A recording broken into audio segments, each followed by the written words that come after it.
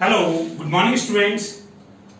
कैसे बच्चे आप? उम्मीद करते हैं आप सब कुशल पूर्वक कुशल मंगल होंगे। स्टूडेंट्स, मैं जितेश पाराशर, फिजिक्स फैकल्टी, मुखर्जी नगर, दिल्ली से स्वागत करता हूं आपका आपके अपने YouTube channel Nostrum study point, जिसका मतलब है रामबाण। और बच्चे, आज शुभ दिन मंगलवार मैं शुरुआत करने जा रहा हूं एक ऐसे फाउंडेशन बैच की जो बिल्कुल जीरो लेवल से बिल्कुल बेसिक से बहुत अच्छे लेवल तक होगा। फाउंडेशन का मतलब अगर कोई बच्चा नहीं जानता है तो उसे ये बात बता देता हूं कि बेटा, फाउंडेशन का मतलब होता है बिल्कुल आधारभूत, हर चीज को समझते हुए बहुत बारीकी से उस बैच की शुरुआत करने जा रहा हूं मैं फिजिक्स की आपके साथ। ऐसा इसलिए क्योंकि बच्चे जनरली मैंने देखा है फिजिक्स में कमजोर रह जाता है, कुछ उसके एकेडमिक कारण की वजह से। कुछ बच्चे ऐसे भी होते, सर लास्ट चांस है गुरुजी, अब नैया पार करवा दो। और नोस्ट्रम ने इस बात को साबित करके दिखाया है। कुछ मजबूरी थी, कुछ कारण था कि वीडियो कंटिन्यू नहीं कर पाए, आ गए हैं। लेकिन आज दिन मंगलवार से हम शुरुआत कर रहे हैं क्लास 1 की, जिसमें टॉपिक होगा आपका। और एक बात मैं आपको बता दूं कि बेटा, ये क्लास की सीक्वेंस ऐसे आती जाएगी, क्लास 1, 2, 3, 4, 5। हर क्लास का एक पर्टिकुलर अपना अपना टॉपिक होगा। जैसे आज की पहली क्लास, जिसमें इंट्रोडक्शन मेरा हो गया, जान गए आप, जितेश पाराशर, थारे देसी गुरुजी, हरियाणा पलवल डिस्ट्रिक्ट से। क्लियर है जी? बहुत बढ़िया। अब देखिए, आपका इंट्रोडक्शन, आपकी पहचान, आपका सिलेक्शन हमारे साथ होगा।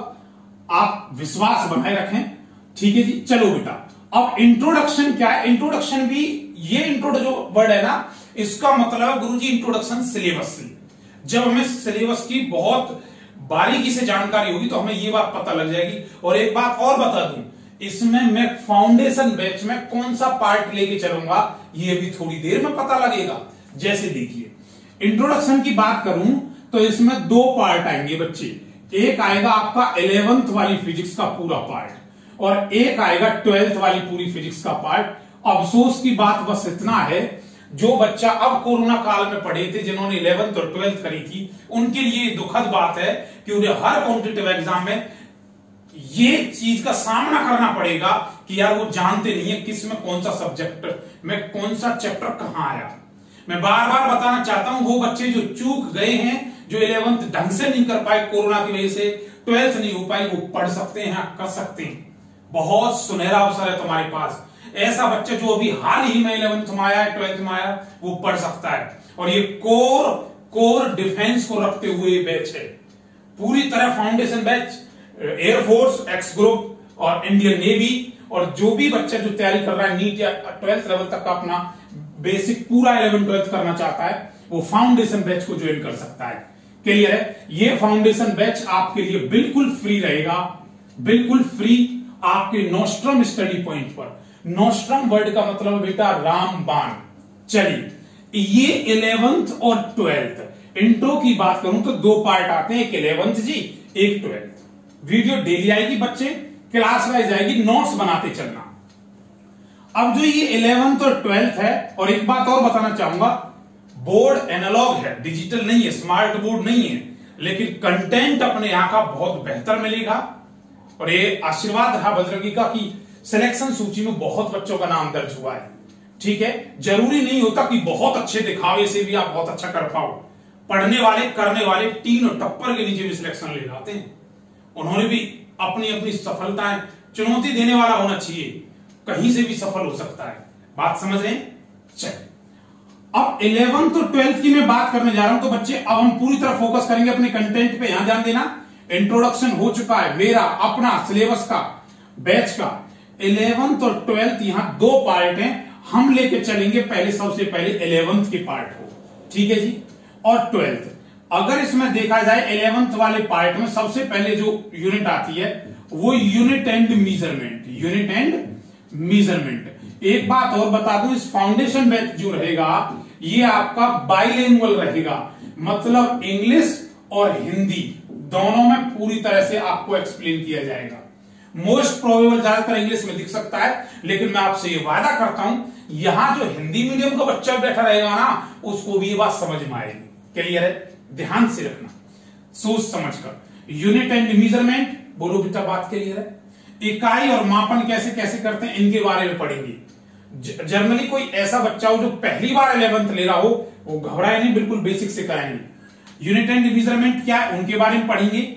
अगला इसी में पूरा पार्ट आता है बेटा, एक होता है मैकेनिक्स। क्या होता है जी? मैकेनिक्स। वो जी हिंदी में इसे यांत्रिकी के नाम से जाना जाता है। मैकेनिक्स क्या है? मैकेनिक्स में जो भी कॉन्सेप्ट पढ़ेंगे वो मोशन के बारे में रहेगा। मोस्टली मोशन मतलब गति, इसी में आएगा काइनेमेटिक्स, गतिज अवस्था क्या है, कैसे कैसे प्रोजेक्टाइल होता है, कि किस प्रक्षेप गति, किसी चीज को 45 डिग्री से फेंकते तो वो सबसे ज्यादा दूरी तक जाती है। ऐसे ऐसे कॉन्सेप्ट या लॉज ऑफ मोशन की गति के नियम कौन कौन से, ग्रेविटेशन, सारा कॉन्सेप्ट पूरा का पूरा वो मैकेनिक्स फिजिक्स का पार्ट होता है। बोलो बात क्लियर? Yes sir. इसमें अगला पार्ट करेंगे तो बेटा जर्नल प्रॉपर्टीज ऑफ मैटर, मतलब पदार्थों के अगर सामान्य गुण की बात करें तो इसमें 3 चीज आती है, सॉलिड, लिक्विड और गैस। ठोस, द्रव और गैस, इनके बारे में पढ़ेंगे। ये मैं पढ़ाना स्टार्ट करूंगा और एक एक टॉपिक बहुत बारीकी से होगा। ऐसा भी हो सकता है, मैं आपको बताता हूं, ये क्लास तकरीबन 100+ की रहेंगी। इतना बता देता हूं, फाउंडेशन बैच में जो क्लास रहेंगी आपकी 100+ की तकरीबन क्लासेस रहेंगी, अगर सब चीज बहुत अच्छे से चलती रहेगी। और ये मैं कोशिश रहेगी पूरी तरीके से बेटा पूरा फाउंडेशन बैच कराने की कोशिश कर रहा हूं, फ्री ऑफ कॉस्ट। इससे बेहतर आपको कुछ मिल नहीं सकता। और बाकी बच्चा जानता ही है किस तरह से यहां पढ़ाएंगे कराएंगे।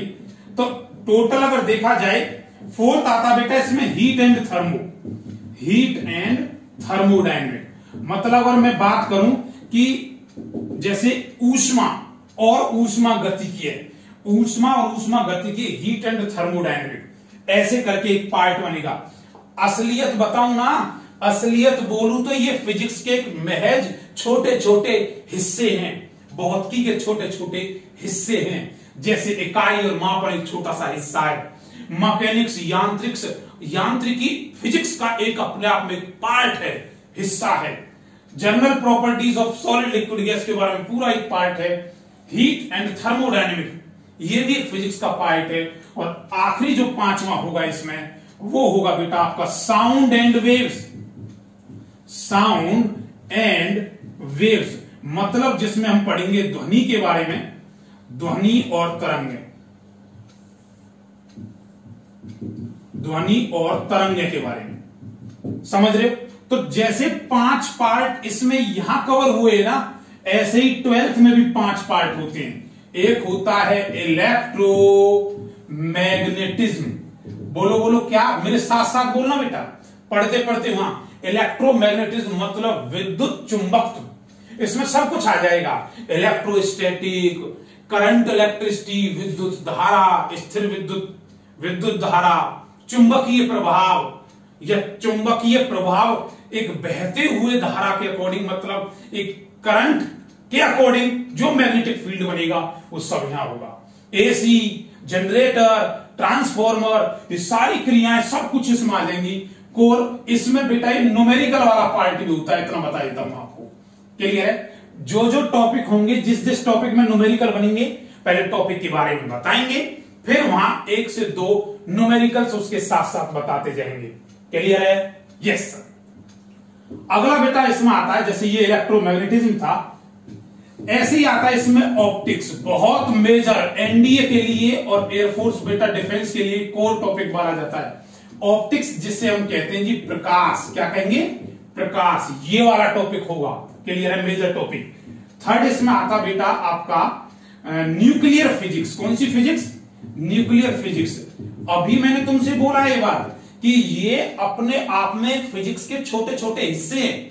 जब बच्चा पोस्ट ग्रेजुएट करेगा, ग्रेजुएशन करता है, तो वहां इन हिस्सों को पढ़ता है अलग अलग से। न्यूक्लियर फिजिक्स ये बुक बन जाती है आगे चल के, नाभिकीय भौतिकी, इसके बारे में।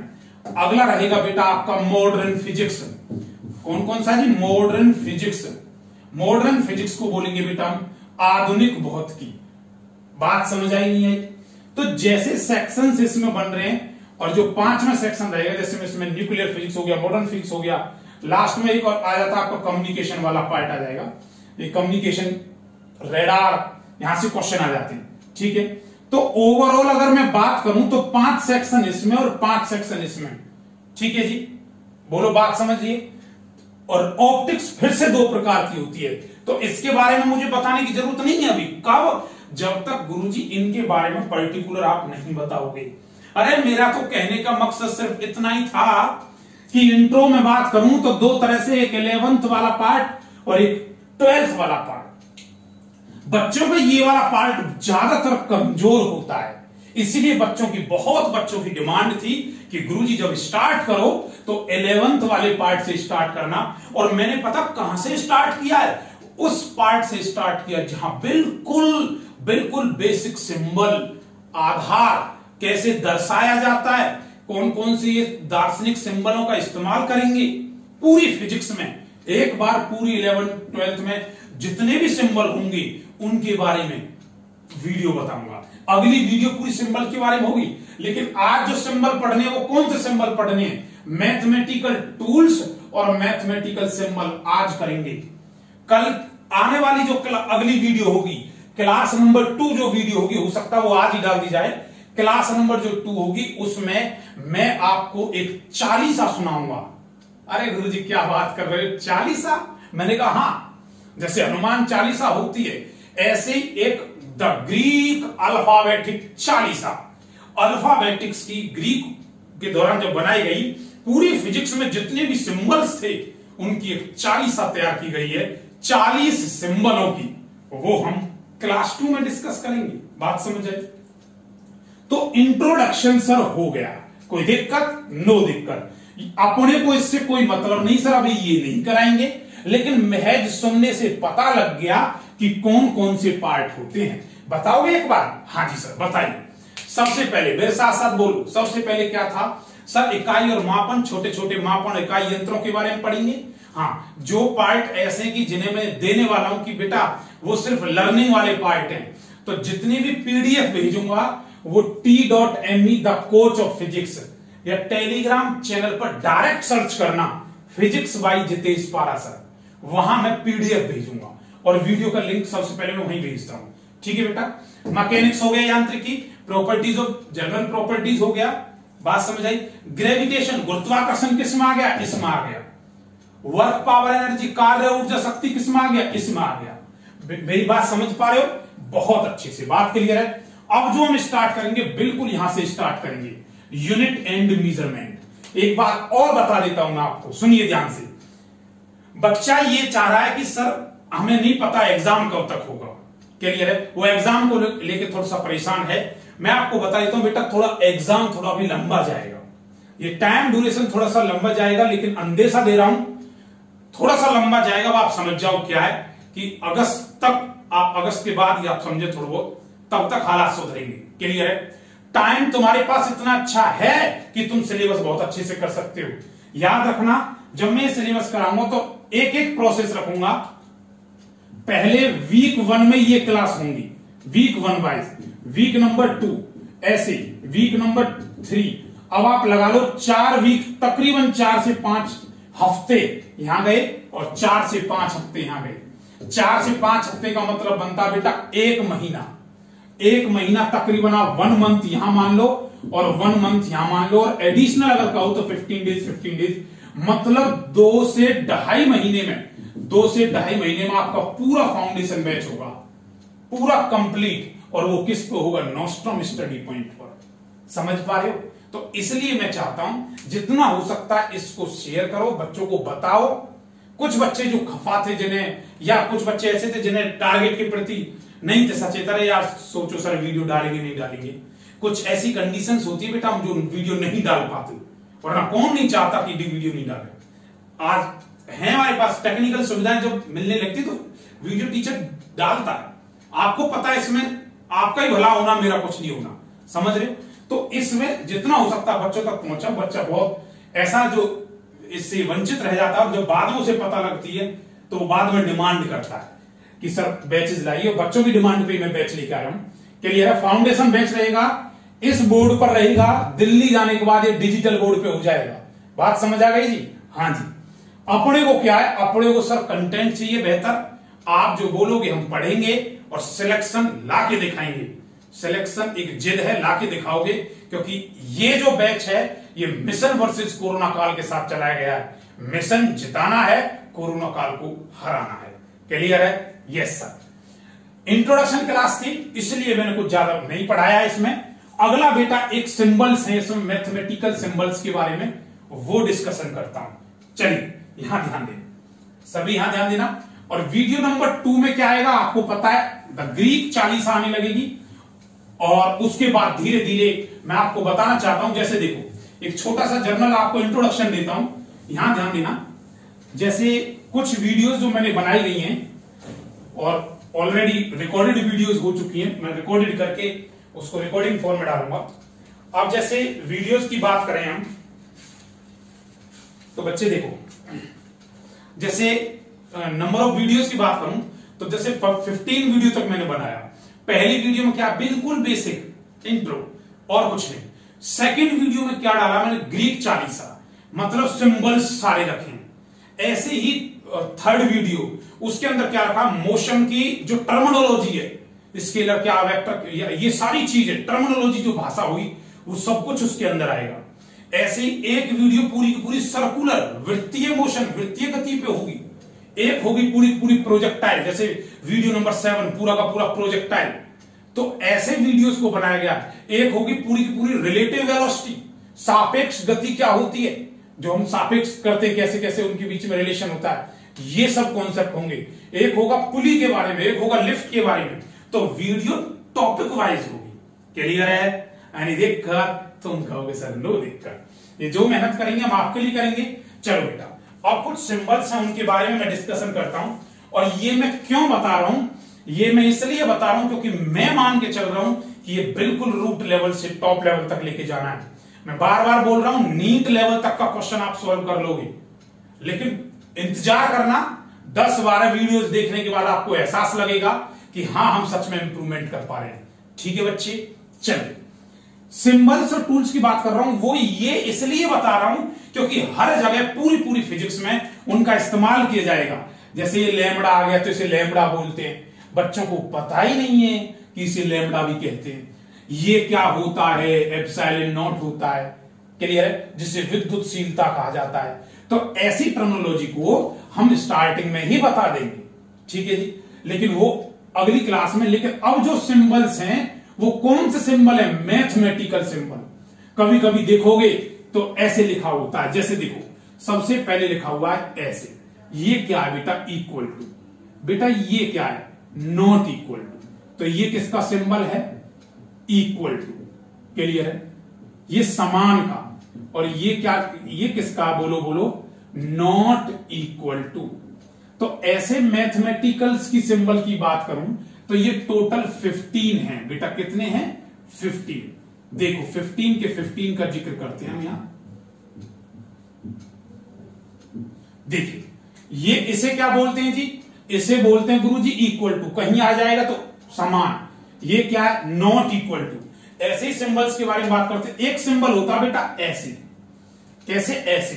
तो इसे बोलते हैं, इसे बोलेंगे ऑफ द ऑर्डर ऑफ।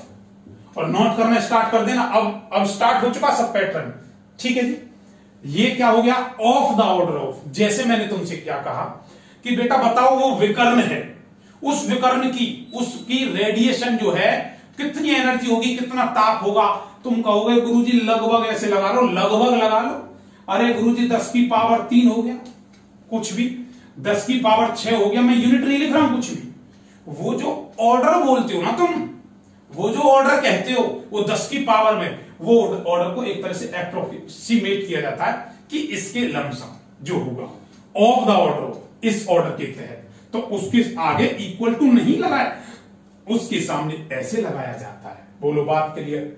और जी बात क्लियर है? Yes sir. एनी देख का, नो सर। अगला तुमने कभी देखा होगा बेटा ऐसे वर्ड यूज करता, ऐसे दो, तो इसे बोलता वो अप्रोक्सीमेट। क्या बोलता है, अप्रोक्सीमेटली। मतलब अप्रोक्सीमेटली को हम बोल सकते बेटा कि वो इक्वल है, लगभग इक्वल है उसकी। Approximately equal to. जब आपने कभी देखा होगा सर ये इसके अप्रोक्सी मान लो, मैंने कहा भाई इसकी वैल्यू कितनी आएगी, अरे सर ये 0.0998 कुछ है। अरे गुरुजी सीधा कह दो ना, लगभग अप्रोक्सीमेटली 1 मीटर है, कह सकता हूं। ऐसी भाषा को अगर ये ऐसे लिखा हुआ तो सर तकरीबन 1 मीटर है, अप्रोक्सीमेट। तो ये भाषा जब टीचर इस्तेमाल करता है ना, तो जिस बच्चे का बेसिक कमजोर रह जाता है वो इसको समझ नहीं पाता। ठीक है जी, इसीलिए बिल्कुल रूट लेवल से स्टार्ट किया है। दिक्कत नो दिक्कत, शाबाश। अगला देखिए, कमेंट सेक्शन में अपना बताना क्या कुछ समझ में आ रहा है, नहीं आ रहा, क्या रेस्पॉन्स है, अच्छा बुरा सब बताना। क्लियर है? दिल से जो गवाही निकले उसे जरूर बताना। क्लियर है? अच्छा, अगला क्या, अप्रोक्सीमेट के साथ एक बेटा आपने एक वर्ड पढ़ा होगा, ऐसे लिखा होता, 3 ऐसे लिखे होते, 3। जैसे ये तो 2 हैं, इसको तो इक्वल बोला, नॉट इक्वल टू। गुरुजी कभी दिख गया ऑफ द ऑर्डर ऑफ, ये 10 की पावर में इस्तेमाल करना। अप्रोक्सीमेट कब लगाना, सर जी तकरीबन, अरे सर लगभग, लमसम, इक्वल ऐसे बोल देंगे। लेकिन अगर 3 के 3 लगे हुए हैं, जैसे यहां 2 थे, अगर यहां 3 लगे हुए हैं, तो इसे बोलते हैं बेटा आइडेंटिकल। क्या बोलते हैं? आइडेंटिकल। आइडेंटिकल का मतलब समान रूप से, एक तरह के जैसे दिखते हैं। जैसे 2 जुड़वा बच्चे होते हैं ना, अरे यार ये भी ये दिख रहा है और ये भी इसकी तरह दिख रहा है, अरे सर जस्ट सिमिलर, ये मतलब एक आइडेंटिकल है एक दूसरे के। बात समझ आई? तो ये बॉडी एक दूसरे का आइडेंटिकल है। मैं कहता हूं ए जो है ना वो आइडेंटिकल है, बी मतलब जितनी प्रॉपर्टी ए के साथ मैच करती हैं उतनी ही कुछ कुछ प्रॉपर्टी सारी की सारी मिलती हुई होती हैं बी से। तो ऐसे को हम आइडेंटिकल कहते हैं। क्लियर है? Yes sir. ऐसे बेटा अगर 6 की बात करूं तो आप जानते हो सर इसे कहते हैं ग्रेटर देन। क्या कहते हैं बेटा? Greater then. जानते हो ना? अरे जो जहां जो 2 डंडे जिस तरफ होते हैं वो ज्यादा होता है, और ये क्या होता है फिर? आप कहोगे सर ये तो पता है हमें। मैंने कहा लेस देन, बिल्कुल सही बात, कम है। क्लियर है? मैंने आपसे कहा ए ज्यादा है बी से, ए कम है बी से। कम क्यों भैया? कम क्यों? क्योंकि ये ऐसे। ज्यादा कौन सा होता है? जिसकी तरफ ये 2 टांगे होती है। बोलो बात क्लियर? यस। अगर मैं इसको ऐसे देता हूं ए ऐसे, तो इसे क्या कहेंगे बेटा? ग्रेटर देन और equal to. Greater than equal to. देखो ये गुरुजी ज्यादा भी है और कम भी है, समझ रहे हो? ऐसी अगर मैं 9th की बात करूं तो क्या? Less than. अरे बोलो बोलो, यहां देख पा रहे हो नहीं देख पा रहे हो? अगर बच्चे आप यहां तक नहीं देख पा रहे हो, हाँ जी हो सकता है नहीं देख पा रहे हो, कोई नहीं, मैं एक बार ऊपर लिख देता हूं। पहले यहां तक एक बार नोट करिए, यहां तक नोट करिए एक बार।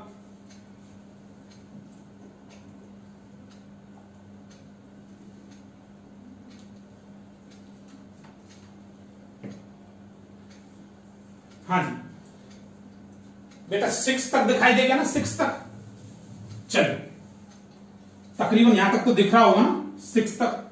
7 से यहां से रिप्रेजेंट करता हूं। चलो देखिए, अगर मैं 7th की बात करूं तो सर ये आएगा, एक होता, इसे बोलते बेटा लेस देन। ठीक है जी? और गुरुजी इसे बोलते हैं ग्रेटर देन इक्वल टू। मतलब ज्यादा भी है और बराबर भी है। ऐसे 9th sir less than equal to है, कम हो, या तो बराबर हो सकता है या उससे कम होगा। Less than equal to. बोलो बात समझ रहे हो? अगर ऐसे ही एक सिंबल को अगर मैं रिप्रेजेंट करूं और कहीं सिंबल रिप्रेजेंट कर रखा प्लस और माइनस, प्लस और माइनस, ये प्लस और माइनस का मतलब होता है कि कुछ कम ज्यादा तुम्हारी भाषा में। जैसे मैं कहूं कि भाई बताइए रेजिस्टेंस का मान कितना है? आपने कहा सर वो 38 इंटू 10⁻⁶ प्लस माइनस 20 हो, प्लस माइनस 20। सर ये प्लस माइनस जो है ना इतने परसेंट, प्लस माइनस थोड़ा बहुत ऊपर नीचे हो सकता है। आपने, मैंने पूछा मेरी हाइट बताओ, आपने कहा सर 5, 9 लमसम कुछ प्लस माइनस। तो जो प्लस माइनस है वो रिप्रेजेंट करता है कम और ज्यादा को। तो ये दोनों प्लस माइनस हो गए। बोलो बात समझ आई? जिससे तुम बोल सकते हो पॉजिटिव एंड नेगेटिव। अच्छा अगर 11वीं की बात करूं, एक होता बेटा ए directly proportional to B.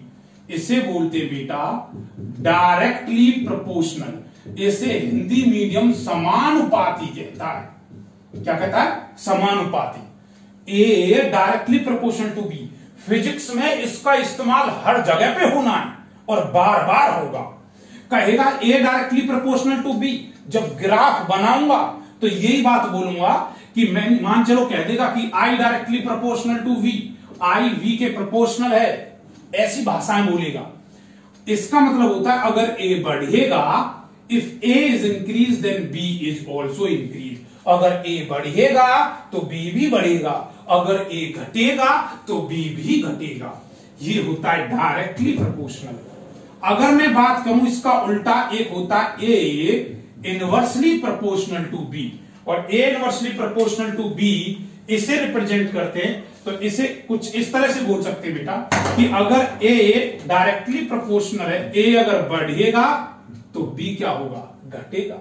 Clear है? बात समझ आई नहीं आई? जैसे कि मैंने क्या कहा आपसे, मैंने ये कह दिया I inversely proportional to V. अगर आई बढ़ेगा कब? जब वी घटेगा। कैसी भी भाषा, ये तो जस्ट एक इमेजिन था, कैसी भी भाषा इस्तेमाल कर सकता है, लेकिन इतना याद रखना अगर सामने लिखा तो वो समानुपाती है, और ऐसे जब लिखा जाता तो इसे इनवर्सली प्रोपोर्शनल बोलते हैं। क्या बोलते हैं? इनवर्सली प्रोपोर्शनल या व्युत्क्रमानुपाती। व्युत्क्रमानुपाती का इस्तेमाल करते हैं। ऐसे ही बेटा अगर मैं बात करूं 13 की, तो 13 में आपने पढ़ा होगा एक होता है एक्स के ऊपर ऐसे बार रिप्रेजेंट करना, तो इसे बोलते हैं बेटा मीन। क्या बोलते हैं? मीन। या फिर इसे एवरेज या फिर इसे औसत भी इस्तेमाल कर दिया जाता है। एक्स के ऊपर बार, देखो ऐसे और ऐसे, तो इसे मीन कहते हैं। क्या कहते हैं? मीन कहते हैं। बोलो बात समझ आई नहीं आई? यस। अगला देखिए 14, थोड़ा इधर रफ कर देते बेटा, याद देना। 14 देखिए, सिंबल नंबर मैथमेटिकल के 14 की बात करूं तो 14 में आपने देखा होगा कुछ इस तरह से, आपने देखा होगा इसे बोलते हैं बेटा समेशन। क्या बोलते हैं? समेशन। समेशन ये वर्ड अगर कहीं आ जाए, जब मैं फिजिक्स में कहीं पढ़ाऊंगा तो वो कहेगा, वो ऐसे कहेगा in I is equal to 1 to N. इसका मतलब होता है गुरुजी 1 से स्टार्ट हो रही है एन तक, सबको जोड़ दिया जाए। समेशन का मतलब सम। जब क्या करते हैं, जैसे आपने कंप्यूटर की आप बेसिक जब कंप्यूटर सीखते हैं तो उसमें आपको सिखाते हैं ये चीजें। अगर किसी के मार्क्स को हम ऐड करते हैं, नंबर को ऐड कर रहे हैं, सबके नंबर दे दो, समेशन का साइन डायरेक्ट क्लिक कर दो, जुड़ के आ जाएगा कितना बनेगा। बात समझ आई? और लास्ट और आखिरी 15 जो है इसमें, वो क्या होता बेटा, एक वर्ड लिखा होता है ऐसे, इसे बोलते बेटा डिग्री। क्या बोलते हैं? डिग्री। एक लिखा होता है ऐसे और एक लिखा होता है ऐसे। अगर एक डंडा लिखा होता है तो इसे बोलते हैं बेटा मिनट। क्या बोलते हैं? मिनट। और जो डबल डंडा लगा होता है तो बेटा इसे बोलते हैं सेकंड। बोलो बात समझ आई कि नहीं आई? अगर एक लिखा हुआ तो उसे डिग्री बोलते हैं, और अगर डिग्री ऐसे होती है, क्लियर है, और अगर एक डंडा दिख रहा है तो उसे सिर्फ एक डैश ऐसे, तो इसे कहेंगे मिनट, और डबल डैश को कहते हैं सेकंड। बोलो बात समझ आई नहीं आई? ये बिल्कुल बेसिक था, पहली क्लास थी जो मैंने आपके सामने रिप्रेजेंट करी। अगली जो क्लास है, असली गेम, तो क्लास नंबर 2 और 3 से जैसे जैसे आएगा तब गेम स्टार्ट होगा। बात समझ आई? एक एक कॉन्सेप्ट बहुत अच्छे से बताऊंगा। कोई भी कॉन्सेप्ट हो, चाहे डॉपलर का प्रभाव हो या न्यूटन्स के लॉ हो, कोई भी एक पुली, बच्चे को सेंटर ऑफ मास नहीं पता होता, केंद्रों के बारे में बड़ा खतरनाक लगता है। एस्केप वेलोसिटी या गुरुत्वाकर्षण बल, मतलब जो जो टॉपिक लूंगा ना, पर्टिकुलर एक वीडियो में एक ही टॉपिक का जिक्र होगा। आप समझ रहे हो मेरी बात? क्लियर है? हाँ जी। अब बेटा अगली क्लास में हम मिलते हैं क्लास नंबर 2 में। फिर से एक बार बता देता हूं, फाउंडेशन बैच है, इंग्लिश हिंदी दोनों में डिस्कशन होगा।